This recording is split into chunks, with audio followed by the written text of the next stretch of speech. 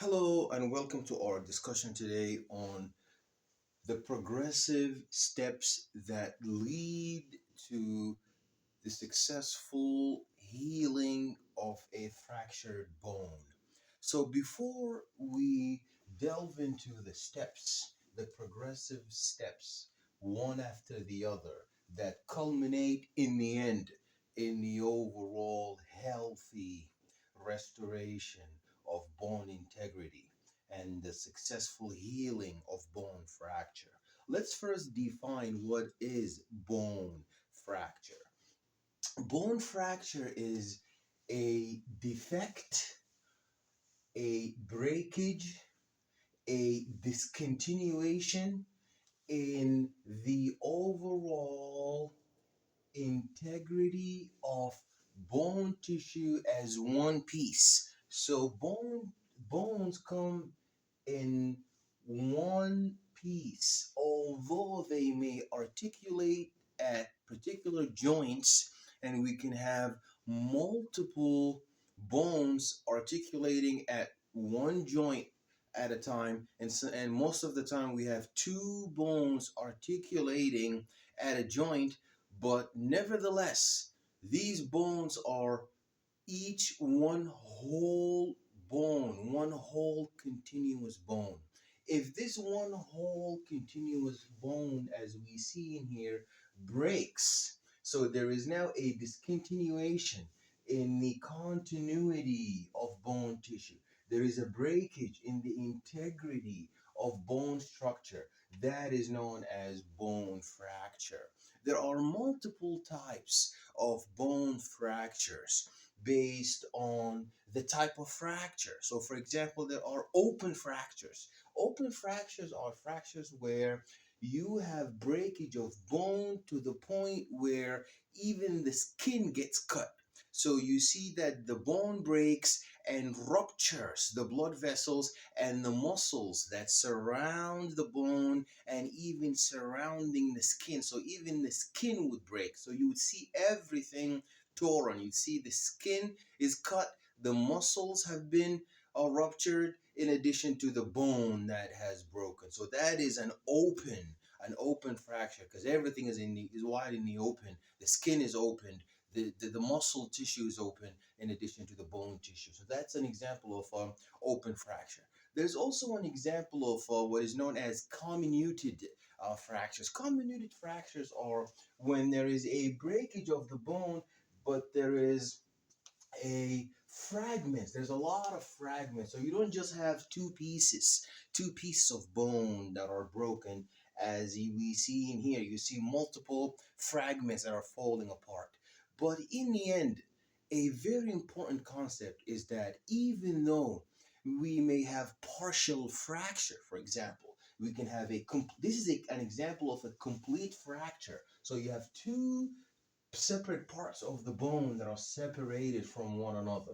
Sometimes you can have a partial fracture where part of the bone is still intact and some other part is partially fractured. Well, in the end, whether partial fracture or complete fracture or open fracture, comminuted fracture, or a green stick fracture in the pediatrics, in the end, no matter what different is the different type of bone fracture, the healing will take place in the same progressive steps. So that's the first key concept. No matter how the bone breaks, partially, completely broken, open fracture versus comminuted fracture, displaced fracture. In the end, all of these patients who come into the clinic with different types of fractures, their bodies are going to onset and trigger the same cascade, the same progressive steps that lead to the healing of this fractured bone. Also, you must understand that as an orthopedic, you will be dealing mostly with bone fracture than any other bone pathology. So, in the orthopedic clinic, do they not ever deal with Bone tumor? Of course they do. Do they not ever deal with bone infection? Of course they do. But do they ever deal with anything more than bone fracture? Of course not. Bone fracture is the number one bone pathology that orthopedics deal with. So now we have defined what bone fracture is, which is a discontinuation in the continuity of the bone as a one piece. So it's no longer one piece. It's fragmented either entirely into two pieces or partially. Some part is a whole one piece while the other part has fragmented into two pieces. Now, what's the first step? The first step is known as the organizing hematoma. Organizing hematoma. What's a hematoma? A hematoma is a blood tumor, a blood collection. A hematoma, is this big red bubble here? That's blood. So a hematoma is a blood tumor. It is a blood collection, blood swelling. You see, there is a blood clot. So this is a whole blood clot. So there is like a cushion, like a jelly of thick bone of blood that is surrounding the site of the breakage. Not anywhere else, just around where the breakage happens. And this makes a lot of perfect sense. We know that this bone tissue is a lively tissue. Bone is a tissue. Tissue is made up of cells. So these cells need to breathe. They need oxygen for oxidative phosphorylation, for aerobic respiration. They need the blood to provide them with carbohydrates for the glycolysis so they can get ATP. They need lipid supply so they can utilize beta oxidation metabolic pathways to get ATP. They need protein catabolism breakdown to get ATP. So who's going to deliver all of that? It's the blood. In addition to the blood's capacity to remove metabolic waste and remove and wash off all of the buildup of the toxins. So it makes perfect sense that this bone tissue, this regenerative bone tissue, the bone tissue that has the ability to enter the cell cycle over and over again, this bone tissue is invigorated with a lot of blood supply, with a lot of blood vessels, a lot of blood tubing carrying a lot of supply for this bone tissue. So when the bone tissue breaks, so do the blood vessels that are within this tissue. They break also. The blood spills around. That's how we get this hematoma, this tumor of blood, this collection of blood, this cushion, this blood clot, this thick coagulated blood. So this is not just blood, liquid fluid blood. This blood is hypercoagulable. This blood that is really thick. So that's the first stage. No matter what kind of fraction we're dealing with, the first step is always going to be the organizing hematoma. So when the hematoma has developed around the broken the broken fracture, if you have multiple patients and you're told that in from 0 to 1 day, zero is the onset, when did the fracture take place, of up until 24 hours after the fracture, you rest assured that all of these patients who may have different fractures, they all are in the same stage, which is the first stage, which is the organizing hematoma. So this hematoma now is going to provide a cushion, is going to provide a sense of isolation around the site of the fracture. And you see a lot of blood is going to arrive to that location, bringing a lot of immune cells, these macrophages who are going to eat all of the necrotic debris. And this is a healing procedure. So we begin with inflammation. So there's an inflamed bone tissue, inflamed muscle tissue, inflamed.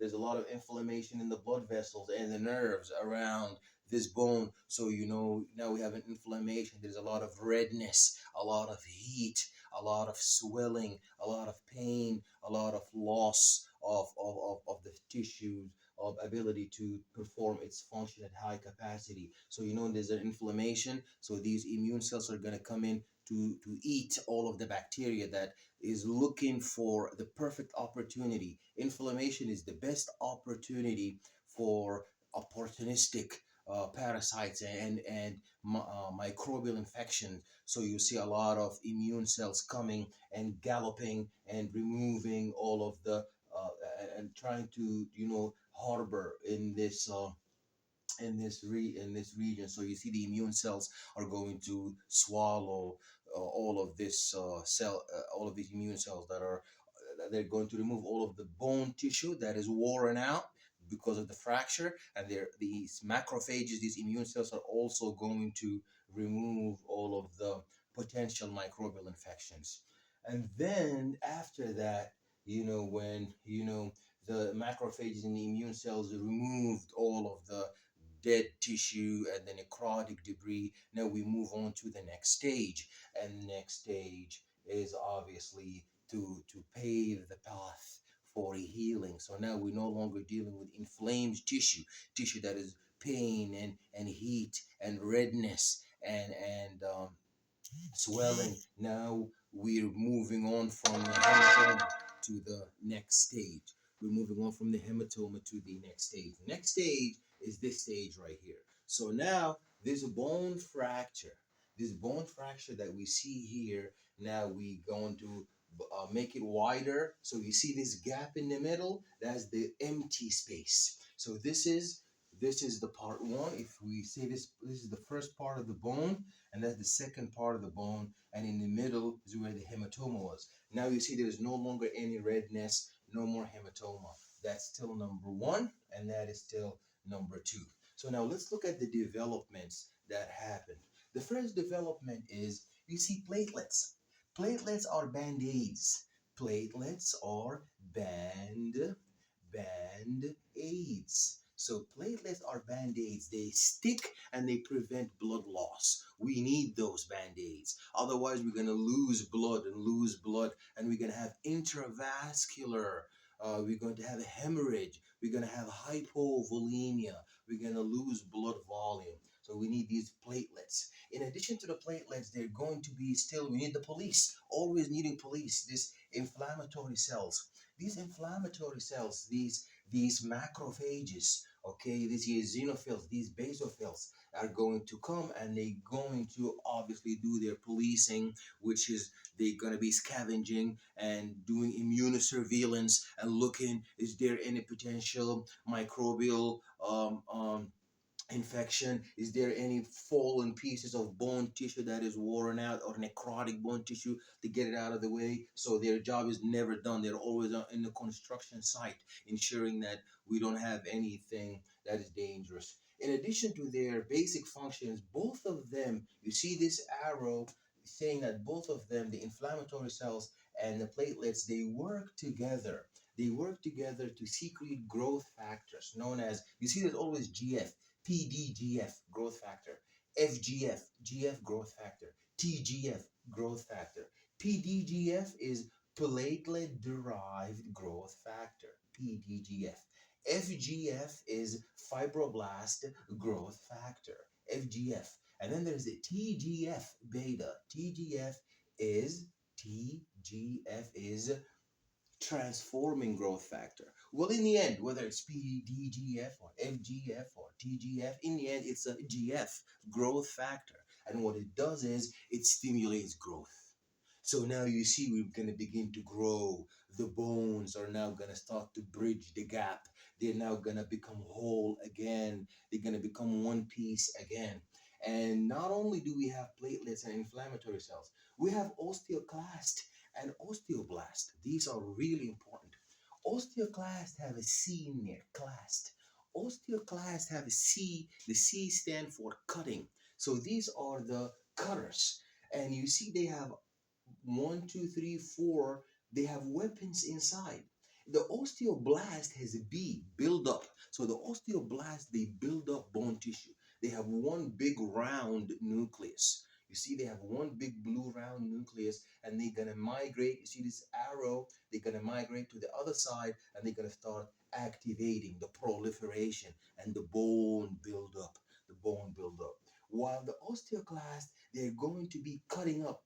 So they're gonna be destroying any malaligned, any improperly aligned bone tissue, or any necrotic debris, or any tissue that is not healthy in the bone. So they're gonna destroy and remove that as well. And you have the osteoblast. They're going to build up the tissue. The osteoclasts have, you see, one, two, three, four. These are granules. These are weapons. They have acid. They have reactive oxidative species. They have proteolytic enzymes. They have degradative enzymes. They have metalloproteinases. So these are the weapons they need to be like jackhammers and destroy the bone integrity, destroy the bone that we need. If you want to destroy and break the bone, you need to have the proper necessary weapons. And then you have the osteoblast. The osteoblasts are going to build up, they're going to build up the bone tissue. And lastly, you have the chondrocytes. These are the cartilage making cells. So bone does not become bone overnight. You know, you go from milk to butter. So you churn and churn the milk, and then the milk becomes sticky butter. So cartilage is like the milk. Then it gets churned and churned, and then it becomes really strong bone. So we don't just have bone, we have cartilage first, and then cartilage later on becomes sticky and stronger and becomes bone tissue. So these cells who make this cartilage are known as chondrocytes. They are first dormant, they are sleepy, known as progenitor cells. But when there is breakage in the bone, like what's here, they wake up and then they start to build up the bone, these chondrocytes. These are the two steps. So now let us move on to the very important third step. Let's move on to the third step. So now the second step, we mentioned that from we move here from this step that is known as soft callus. So callus is non-calcified bone. So here you have a lot of construction happening, making really soft cartilage, soft callus tissue that is not calcified and strong. The next phase is to move from, and this is between 0 to 2 weeks. So we know that the organizing hematoma stage was from 0 to 1 day, from the onset of the injury to the 24 hours later on the same day. Then after that, 2 weeks later, you're gonna have this soft callus, this construction to make soft tissue. Then after the soft tissue, we need to harden up. We need to harden up. So that's the next stage. That is the next stage. And that stage right here, that is the next stage. There we go. That is our next stage here now. That is our next stage. So now let me compare both stages. So now when we look here, we see this is the soft tissue. And now this is the woven bone. This is the bony callus. So the first stage is the soft callus. That is known as soft callus. Then we move on into this red, these islands of strong bone tissue known as the woven red bone. This is woven bone. This is bone now, and you see there is a lot of osteoblasts with their big nucleus. So they're working. Do you see any more immune cells? No immune cells. Stop here. No more immune cells, no more platelets. That's only in the second stage, 2 weeks soft callus. But then when you begin the bone callus, then no more immune cells. Now you only have these osteoblast, and you only have these osteoclasts that are working harder, and you have endochondral ossification, and you have this glassy like hyaline cartilage that is now being formed excessively, and this woven bone is much harder. And then after the process of woven bone, the osteoblast build up and the osteoclast cut up all the worn tissue, and then you move on to the last stage, which is the bony callus, and now end up with you actually end up with fully repaired bone. You see, you can never even tell anymore. You cannot tell at all just by looking here that this tissue was at all. You can never tell that this tissue right here was all broken. You see, in the middle part, just like the upper part, just like the lower part, that's still one. that's still two, and in the middle is all fully restored. You no longer see something like this. You no longer see this gap in the middle here. They're all looking like that. Okay, so these are the processes. The last thing you need to know is that in order to have successful healing as such, in order to have this type of successful healing, you also need to know there are very important factors. The important factors we need to be concerned about are the health, the age of the person or the patient who is suffering from bone fracture. That plays a factor in how fast healing is. Also this the nutritional stage. If the patient is suffering from obesity or if the patient is suffering from malnutrition, that's obviously going to impair the uh, bone healing, the bone fracture healing. Also, if the patient is suffering from diabetes or suffering from any chronic condition, that's also going to delay bone healing. Also, if the patient is suffering from menopause, because we know that estrogen for females is very important in providing bone structure and bone integrity. Also, for the senile elderly male, that's also going to slow down bone healing because the elderly tend to have lower testosterone rates, and that's going to interfere with bone healing. Um, these are the most important concepts. Thank you very much.